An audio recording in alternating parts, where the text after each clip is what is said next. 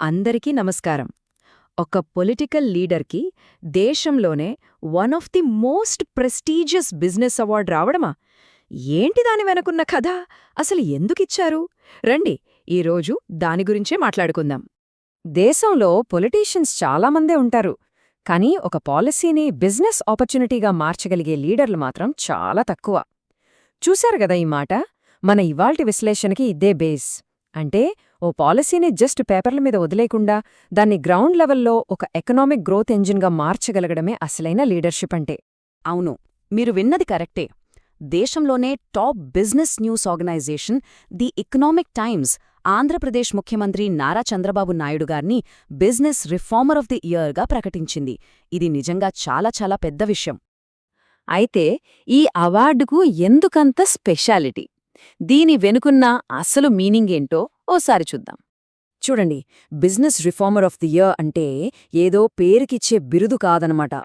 ఒక లీడర్కి ఉన్న ఎకనామిక్ విజన్ను, వాళ్లు తెచ్చిన బిజినెస్ రిఫార్మ్స్ను, ఇంకా వాటి వల్ల పాలనలో వచ్చిన రియల్ ఇంపాక్ట్ను గుర్తించి ఇచ్చే అవార్డిది. అంటే ఇక్కడ పాలిటిక్స్కి సంబంధం లేదు, ఓన్లీ పర్ఫార్మెన్స్కే ప్రయారిటీ. మరి పర్ఫార్మెన్స్ను ఎలా కొలుస్తారు? కొన్ని కీ పారామీటర్స్ ఉన్నాయి. ఇన్వెస్టర్స్లో కాన్ఫిడెన్స్ పెంచే పాలసీలు తీసుకురావడం, ఈజ్ ఆఫ్ డూయింగ్ బిజినెస్ను మాటల్లో కాకుండా చేతల్లో చూపించడం, ఇండస్ట్రియల్ గ్రోత్కి ఒక క్లియర్ రోడ్ మ్యాప్ ఉండటం, ఇంకా రెడ్ టేపిజం తగ్గించి గవర్నమెంట్లో స్పీడ్ పెంచడం, ఇవన్నీ చూశాకే ఈ గౌరవం ఇస్తారు. సో మనకు ఇక్కడ ఒక క్లారిటీ వస్తోంది. ఇది పక్కాగా performance based award. Political equations బట్టో సింపతి బట్టో ఇచ్చింది కాదు. కేవలం గ్రౌండ్ లెవెల్లో సాధించిన, మెజర్ చెయ్యగలిగిన రిజల్ట్స్కి దక్కిన గుర్తింపు. అయితే ఈ గుర్తింపు అనేది రాత్రికి రాత్రి వచ్చింది కాదు. దీని వెనుక కొన్ని దశాబ్దాల ట్రాక్ రికార్డుందని సోర్స్ చెబుతోంది. ఆ హిస్టరీ ఏంటో ఒకసారి చూద్దాం పదండి. ఈ టైమ్ లైన్ చూస్తే మనకు ఒక క్లియర్ పిక్చర్ వస్తుంది. ఎప్పుడో 1990లలోనే ఇన్ఫర్మేషన్ టెక్నాలజీ పవర్ని గుర్తించడం, హైదరాబాద్ను సైబరాబాద్గా మార్చడం, ఇప్పుడు మనం మాట్లాడుకుంటున్న డిజిటల్ గవర్నెన్స్, ఇన్నోవేషన్ హబ్స్ లాంటి కాన్సెప్ట్స్ను దశాబ్దాల క్రితమే అమలు చేయడం, ఇవన్నీ ఒక రిఫార్మర్గా ఆయనకున్న లాంగ్ టర్మ్ విజన్ని చూపిస్తాయి. ఈ ఎక్స్పీరియన్సే ఇప్పటి సంస్కరణలకు బేస్ అయిందని సోర్స్ వాదన. సరే, అది గతం. ఇప్పుడు ప్రెజెంట్కి వద్దాం. విభజన తర్వాత కొత్తగా ఏర్పడ్డ ఆంధ్రప్రదేశ్ కోసం వేసిన ఎకనామిక్ ప్లాన్ ఏంటో చూద్దాం. రాష్ట్ర విభజన తర్వాత ఏపీ ఎలాంటి ఎకనామిక్ ఛాలెంజెస్ ఫేస్ చేసిందో మనందరికీ తెలుసు. అటువంటి టఫ్ సిచ్యువేషన్లో ఒక క్లియర్ ప్లాన్తో ముందుకు వెళ్లాల్సొచ్చింది. వాళ్ల స్ట్రాటజీ ఈ 4 స్టెప్స్లో క్లియర్గా కనిపిస్తుంది. ఫస్ట్, ఇండస్ట్రీస్ను ఇన్వైట్ చేయటం. సెకండ్, వచ్చిన ఇన్వెస్టర్స్ను కన్విన్స్ చేసి నమ్మకం కలిగించటం. థర్డ్, పోర్ట్స్, లాజిస్టిక్స్ లాంటి ఇన్ఫ్రాస్ట్రక్చర్ను ప్లాన్ చేయటం. ఫైనల్గా అమరావతి, ఇండస్ట్రియల్ కారిడార్స్ లాంటి ఒక ఫ్యూచర్ విజన్ను బిల్డ్ చేయటం. ఈ స్టెప్సే రాష్ట్ర ఎకానమీకి ఒక పునాది వేశాయి.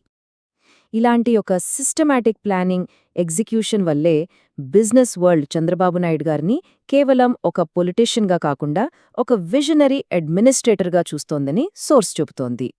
అయితే ప్రతి విజన్కి విమర్శలు కూడా కామన్.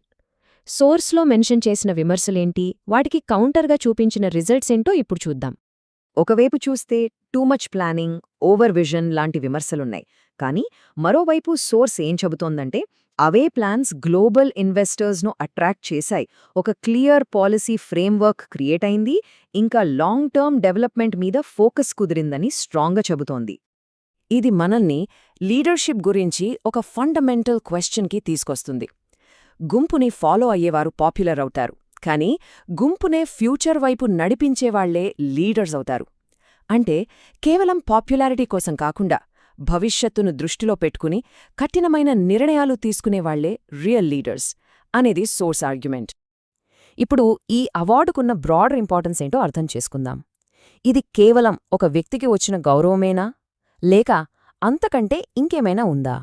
సోర్స్ ప్రకారం ఈ అవార్డు కేవలం చంద్రబాబు నాయుడు గారికి మాత్రమే కాదు, మొత్తం ఆంధ్రప్రదేశ్కి, తెలుగు వాళ్లందరికీ ప్రౌడ్ మూమెంట్.